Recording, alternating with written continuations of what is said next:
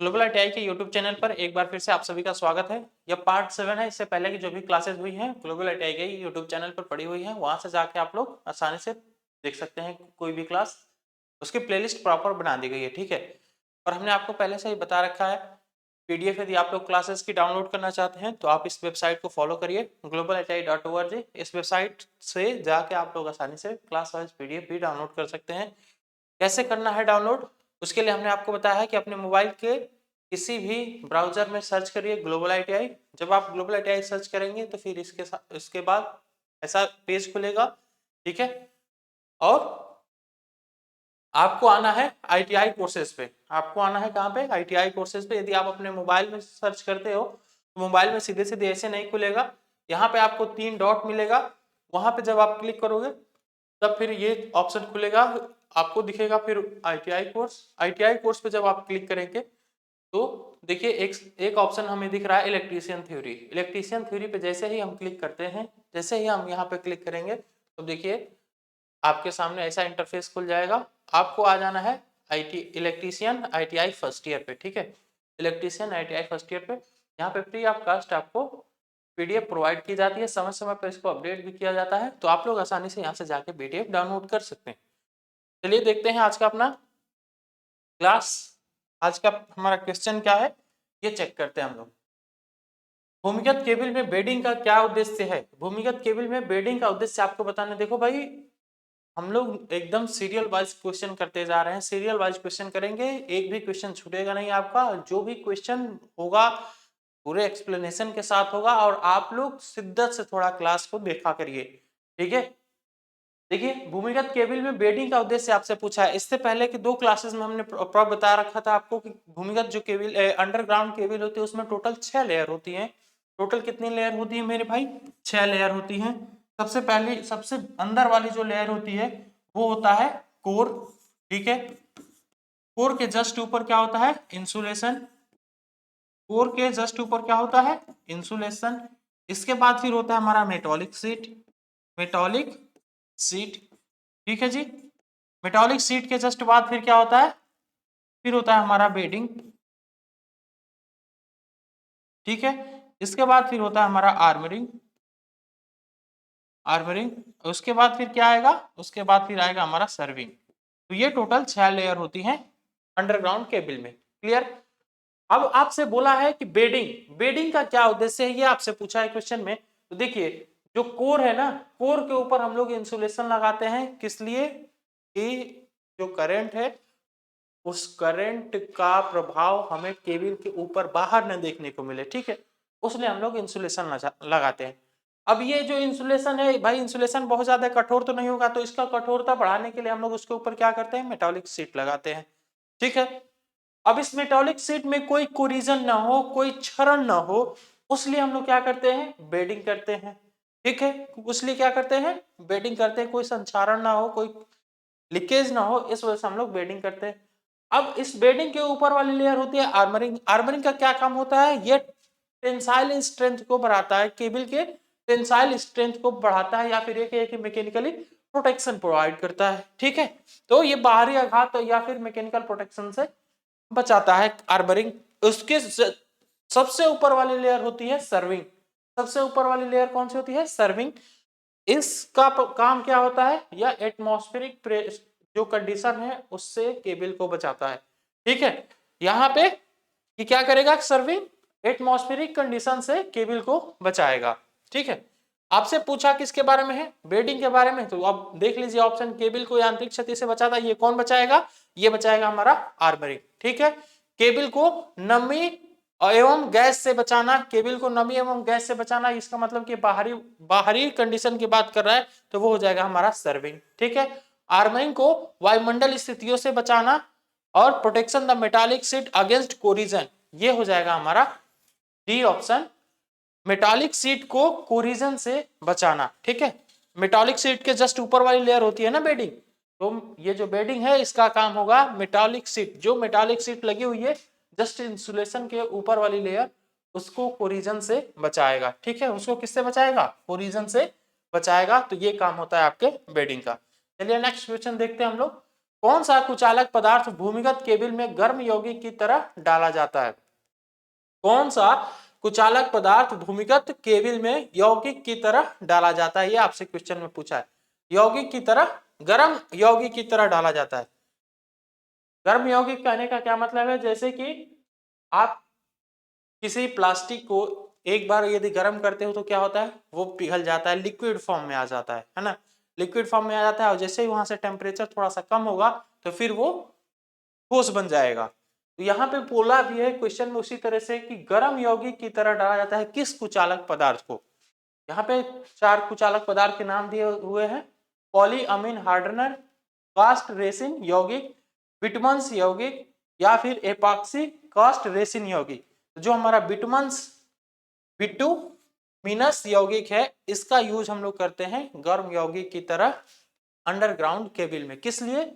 जहां पे केबल की कट होती है, जैसे केबल को जहां पे जोड़ना होता है तो उसके ऊपर इंसुलेशन लगाने के लिए हम लोग बिटुमिनस यौगिक का यूज करते हैं। इसको हीट करके एकदम पिघला दिया जाता है, पिघला के तब फिर इसे डाला जाता है जहां पे ज्वाइंट आ जाती है केबल की। ठीक है, तो वहां पे ये जैसे ही जाएगा फिर एक अपनी अलग से लेयर बना देता है और वहां पे इंसुलेशन प्रॉपर प्रोवाइड करता है।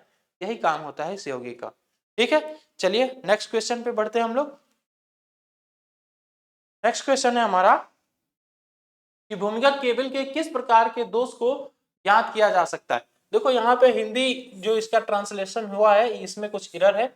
इंग्लिश वाला पार्ट पढ़िए। Which test is conducted to locate the fault in UG cable.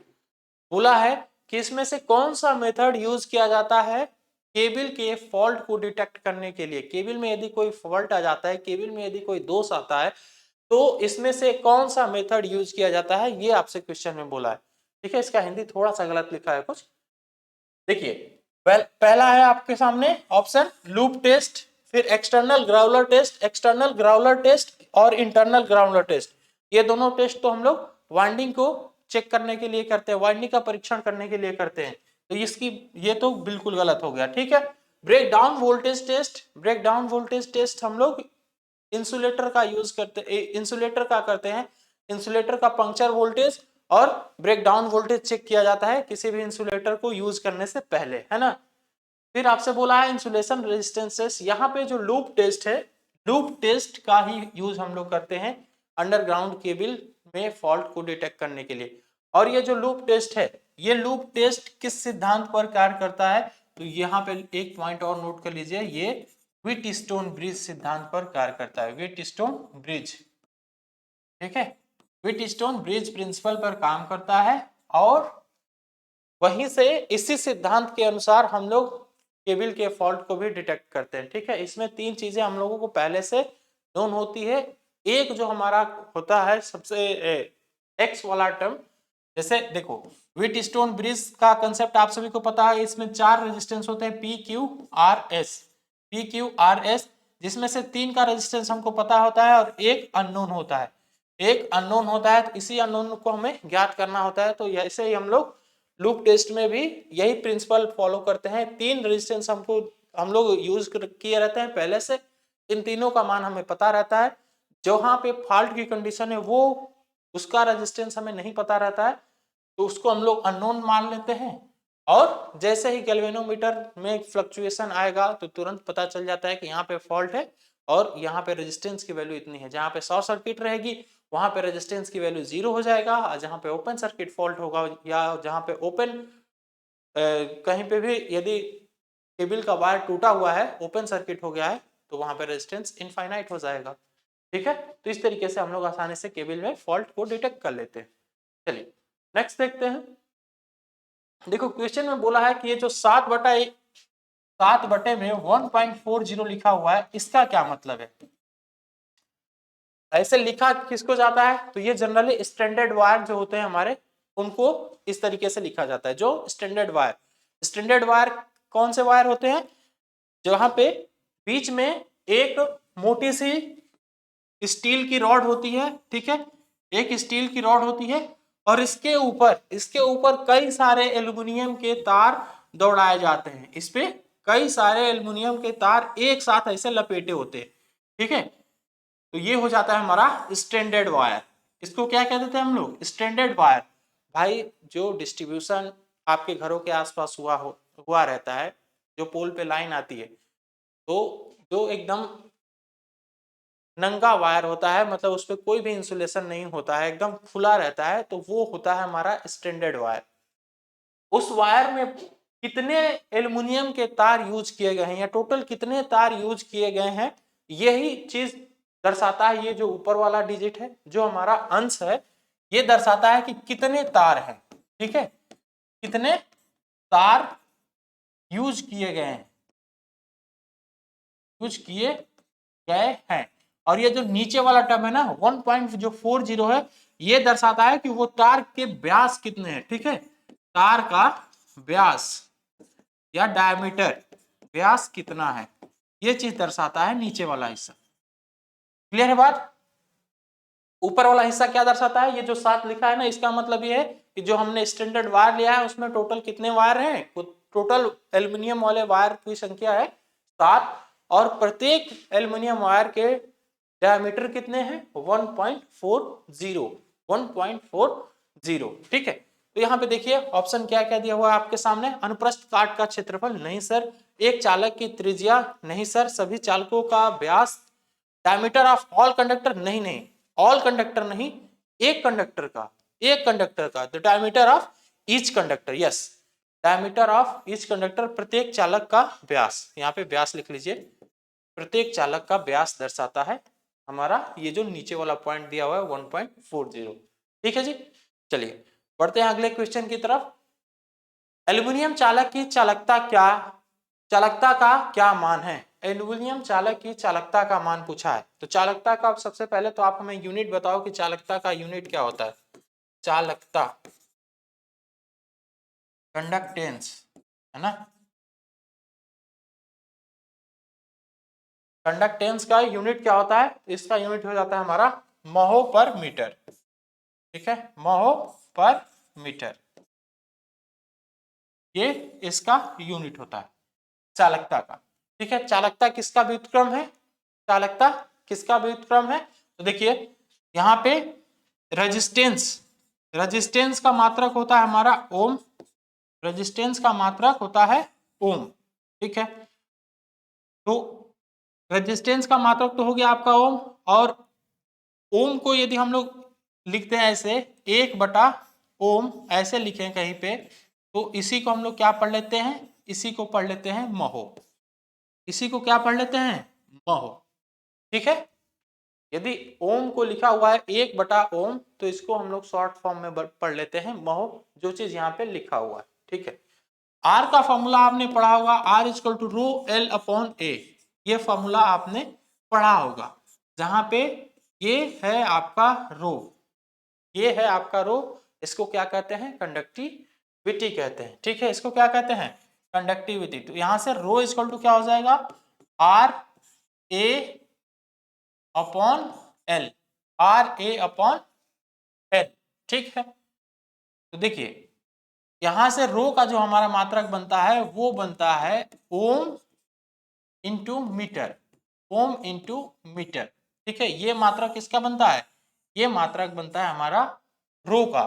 ठीक है, और इसी रो का जस्ट अपोजिट, इसी रो के जस्ट अपोजिट जैसे एक फॉर्मूला होता है सिग्मा, सिग्मा को हम लोग कहते हैं चालकता, चालकता इक्वल टू होता है 1/रो, 1/रो जैसे ही करेंगे तो रो का मात्रक बना था ओम इंटू मीटर, तो चालकता का मात्रक क्या बन जाएगा? 1/ओम इंटू मीटर, 1/ओम इंटू मीटर। ठीक है ना, अब इसी ओम को हमने क्या लिख दिया? ऊपर लिख दिया महो, महो पर मीटर, महो पर मीटर लिख दिया हमने। ठीक है, तो ये हो गया आपके चालकता का मात्रक। ठीक, चालकता को दर्शाते किससे हैं? चालकता को हम लोग दर्शाते हैं सिग्मा से। क्लियर? कंडक्टिविटी को हम लोग किससे दर्शाते हैं? कंडक्टिविटी को हम लोग दर्शाते हैं सिग्मा से। क्लियर है बात?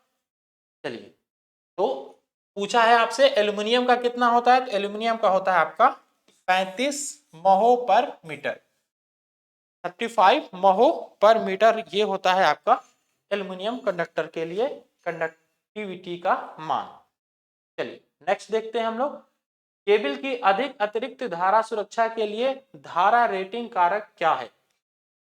What is the rating factor of cable provide with force access current protection? Force access current protection. ठीक है, देखिए केबल की जो धारा सुरक्षा का मान होता है ना, क्या बोला है आप? करंट फोर्स के, हाँ यहां पे लिख लीजिए फोर्स एक्सेस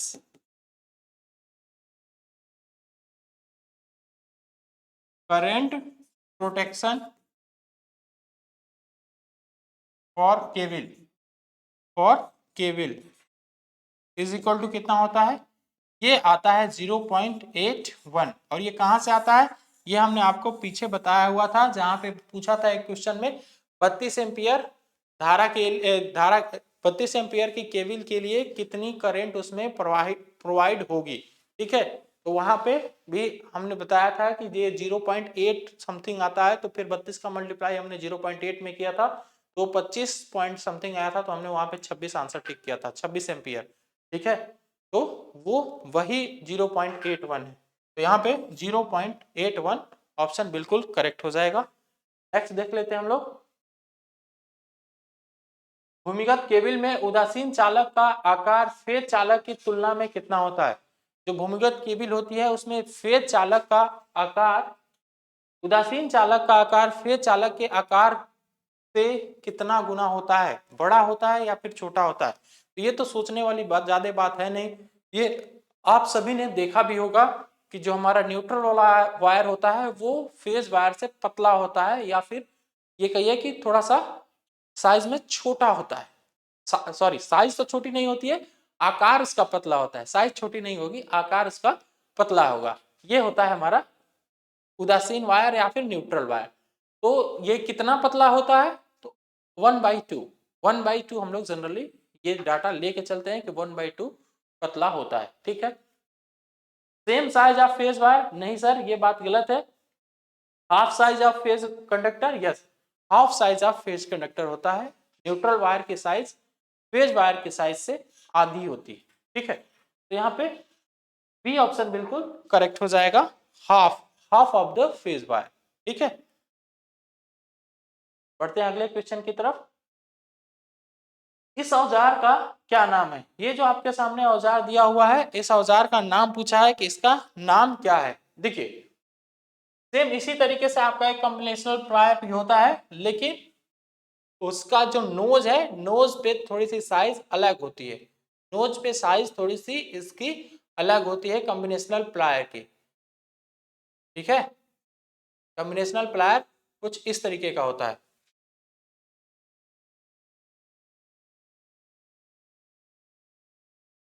ठीक है,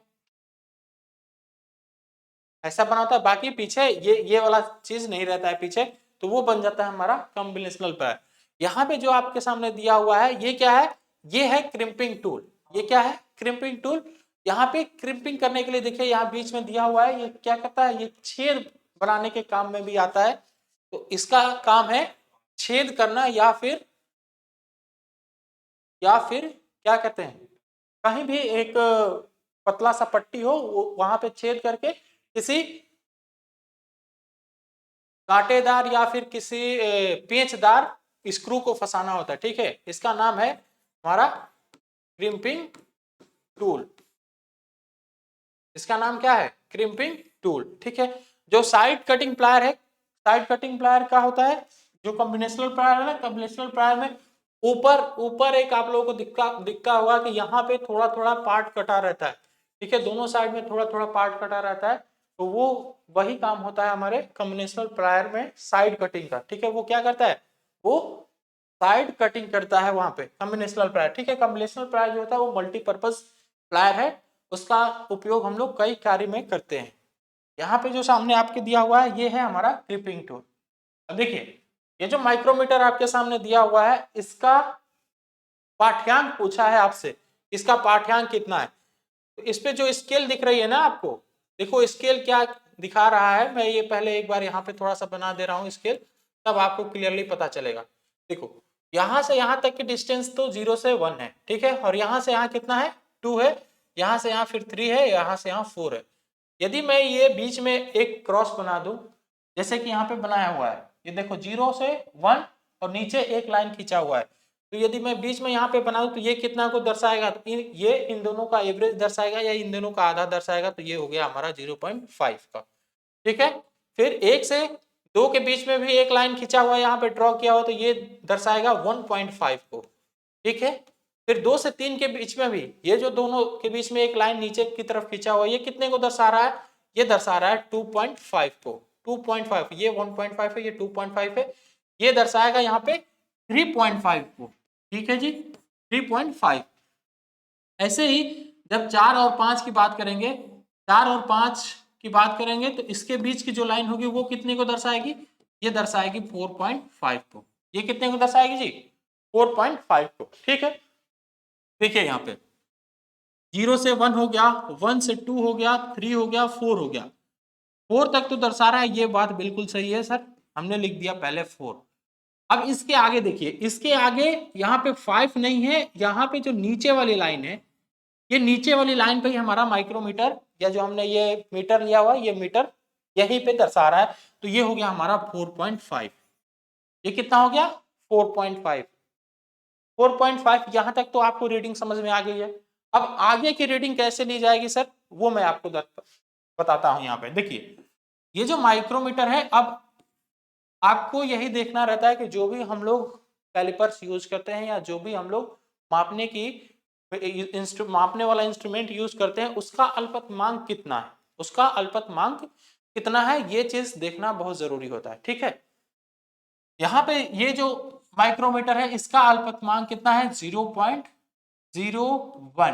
0.01, ठीक है, 0.01।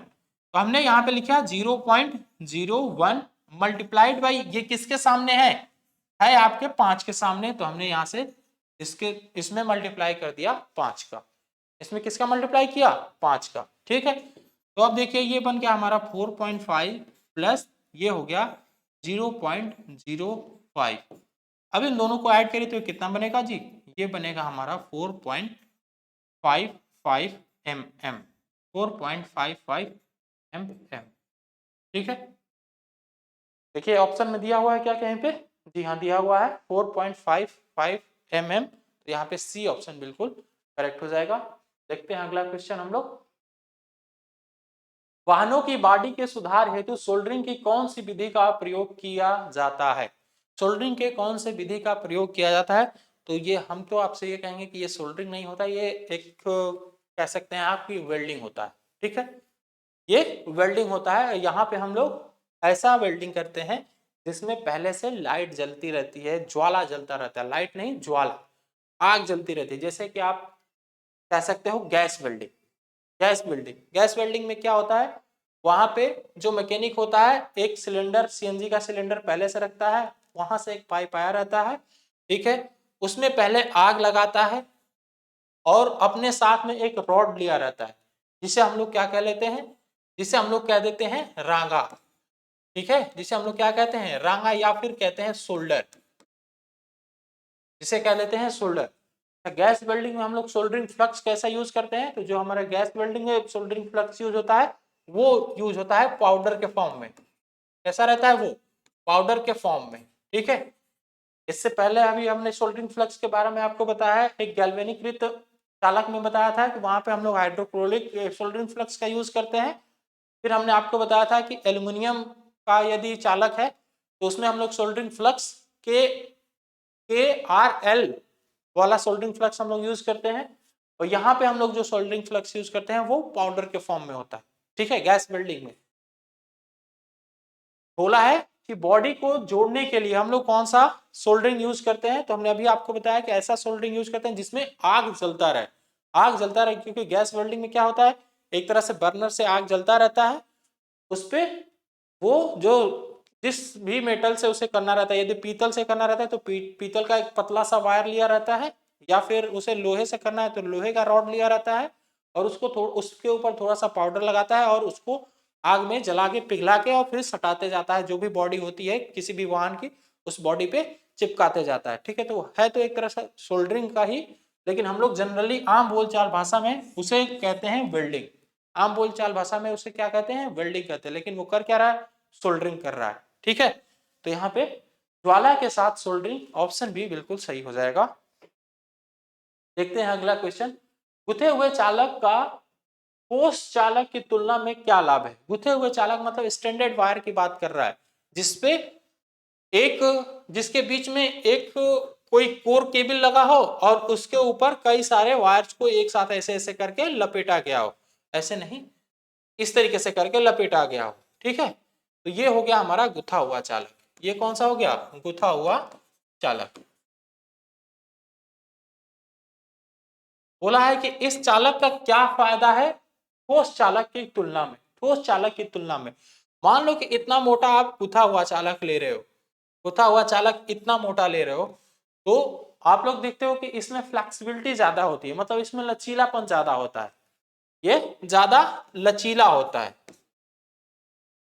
लेकिन यदि इतना ही मोटा मैं ठोस वायर ले लूं, कोई ठोस कंडक्टर ले लो या पतला सा रॉड ले लो इतना मोटा, तो उसमें फ्लेक्सिबिलिटी बिल्कुल नहीं रहेगी। फ्लेक्सिबिलिटी यदि बिल्कुल नहीं रहेगी तो हम लोग अपने इच्छा अनुसार उसे एक जगह से दूसरी जगह ले नहीं जा सकते, या फिर कहीं बीच में आप ट्रांसमिशन कर रहे हो या डिस्ट्रीब्यूशन सिस्टम में आप वायर का यूज कर रहे हो और बीच में कहीं कोई मोड़ आ रहा है, तो वहां पे आप आसानी से इसको मोड़ भी नहीं सकते।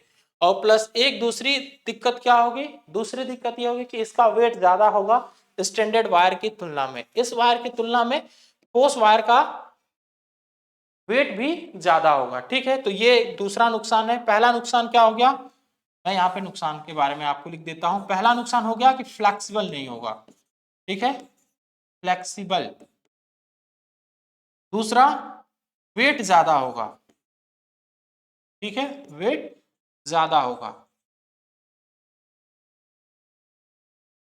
कैसे लिख दे रहा हूं यार, आधा हिंदी लिख रहा हूं आधा हिंदी लिख रहा हूं क्या, आधा हिंदी आधा इंग्लिश। वेट, मोर वेट, यहां पे लिख दे रहा हूं मोर वेट। ठीक है, तीसरा क्या दिक्कत होगी, देखो यदि हम लोग स्टैंडर्ड वायर की जगह पे सॉलिड वायर यूज करने लगे ट्रांसमिशन लाइन या फिर डिस्ट्रीब्यूशन लाइन में, तो वहां पे एक चीज हमें सबसे ज्यादा देखने को मिलेगी, स्किन इफेक्ट। क्या देखने को मिलेगी, स्किन इफेक्ट। स्किन इफेक्ट, ठीक है, स्किन इफेक्ट और प्रॉक्सिमिटी इफेक्ट, इसके बारे में आप लोगों ने पढ़ा होगा। स्किन इफेक्ट क्या कहता है भाई, कि जो हमारी एसी करंट है, एसी करंट किसी भी चालक के कोर वाले हिस्से से ना होके उसके बाहरी हिस्से से ही ज्यादा ट्रेवल करती है, उसके बाहरी हिस्से से ही ज्यादा ट्रेवल करती है, तो बाहर वाले हिस्से पे ज्यादा करंट फ्लो करती है और जो उसका इंटरनल पार्ट होता है वहां पे करंट का मान कम रहता है। ठोस वायर में ये चीज हमें ज्यादा देखने को मिल जाता है, जबकि हम लोग स्टैंडर्ड वायर लेते हैं तो यहाँ पे करंट पूरे वायर से होके बहती है। ठीक है, तो ये भी नुकसान होता है ठोस वायर को लेने पे। सबसे पहली बात यहाँ पे क्या है, लचीलापन, मोर फ्लेक्सिबल होता है। यहाँ पे लचीलापन की बात क्या है और ये सब बात नहीं किया है, तो यहाँ पे हम लोग बी ऑप्शन को टिक कर लेंगे। बाकी इस चीज को याद कर लेंगे। एक और घाटा होता है कि भाई यदि ठोस वायर होगा तो उसका वेट ज्यादा होगा और उसमें स्किन इफेक्ट भी देखने को मिलेगा। ठीक है जी, चलो बढ़ते हैं अगले क्वेश्चन की तरफ। अगला क्वेश्चन है कि 16 एम्पियर के केबल की धारा क्षमता क्या है यदि यह अधिक अतिरिक्त धारा सुरक्षा द्वारा संरक्षित है। अधिक अतिरिक्त धारा द्वारा संरक्षित है। ठीक है, अभी हमने आपको बताया कि जो कोर्स एक्सेसिव करंट का मान, कोर्स एक्सेसिव प्रोटेक्शन का मान है केबल के लिए, वो कितना होता है, 0.81 होता है। अभी हमने आपको बताया ना कि 0.81 होता है, तो 16 मल्टीप्लाइड बाई 0.81 करिए। अब इसको मल्टीप्लाई करके देख लीजिए यहाँ पे कितना होगा, ये हो जाएगा हमारा 16 एकम 16, 16 में 8 का मल्टीप्लाई करिए कितना हो जाएगा, ये हो जाएगा हमारा, अरे यार कितना होता है, 8 छः 48, 8 चौक 12 4, ये हो जाएगा हमारा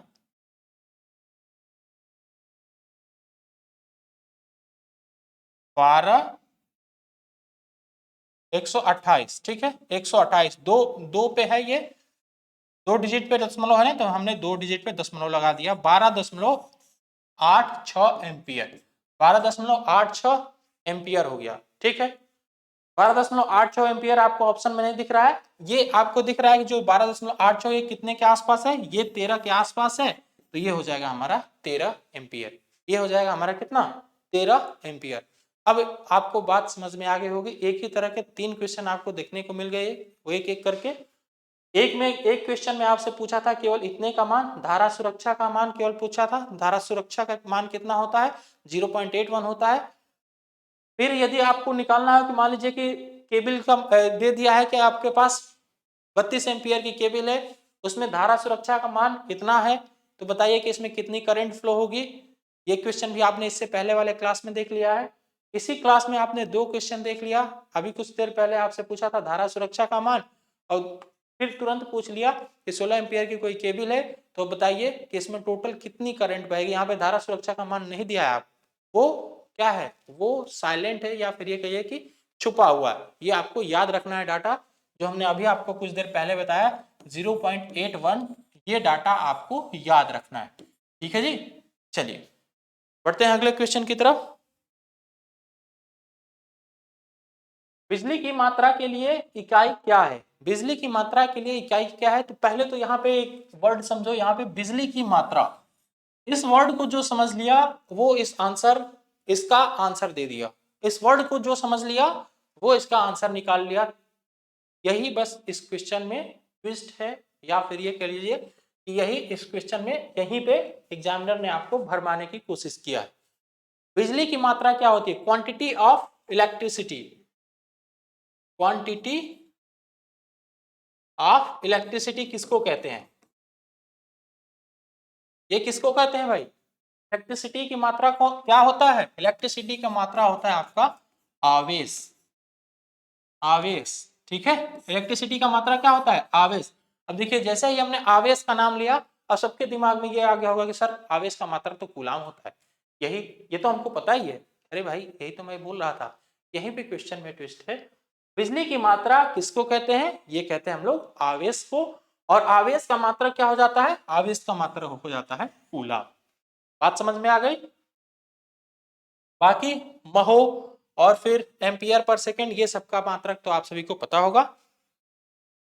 भाई ये मात्रक आपको पता है ना, महो किसका मात्रक है, महो मात्रक है हमारा कंडक्टेंस का। अरे जी, जी इक्वल टू क्या होता है, 1/r होता है ना, 1/r, तो ये जी का मात्रक क्या होता है, जी का मात्रक हो जाता है हमारा महो। ठीक है, जी का मात्रक हो जाता है महो। बाकी ये वोल्ट पर सेकेंड वी/टी, ये किसी का मात्रक नहीं बनेगा।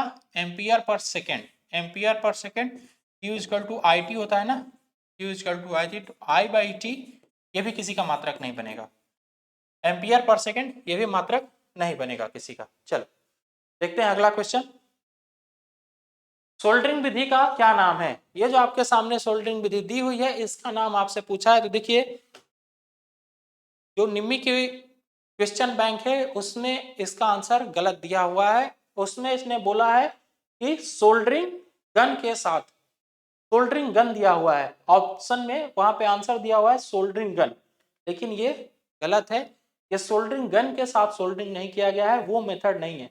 वहां पे आपको दिखेगा सोल्डरिंग गन की, जहां पे भी बात करेगा तो गन जैसा आपको आकृति देखने को भी मिलेगी। ठीक है, वो आपके बुक में दिया हुआ है। अभी इससे आगे मैं क्वेश्चन भी लूंगा सोल्डरिंग गन के साथ कैसे सोल्डरिंग किया जाता है। ये आपको सीधे सीधे दिख रहा होगा, ये क्या है सर, ये है हमारा सोल्डरिंग आयरन। ये क्या है सर, ये है हमारा सोल्डरिंग आयरन। तो यहाँ पे जो हम सोल्डरिंग कर रहे हैं वो किस विधि द्वारा कर रहे हैं, सोल्डरिंग आयरन द्वारा कर रहे हैं। किसके द्वारा कर रहे हैं, सोल्डरिंग आयरन के द्वारा कर रहे हैं। ठीक है, सोल्डरिंग आयरन द्वारा कर रहे हैं। तो यहाँ पे हम लोग कौन सा ऑप्शन टिक करेंगे, सोल्डरिंग आयरन। ठीक है, न कि सोल्डरिंग गन। सोल्डरिंग गन वाला हम अभी आपको आगे दिखाएंगे, इससे अगले वाले क्लास में है वो क्वेश्चन, फिर आपको वहां पे कंफर्म हो जाएगा कि सर ने जो बताया है वो सही है या नहीं है।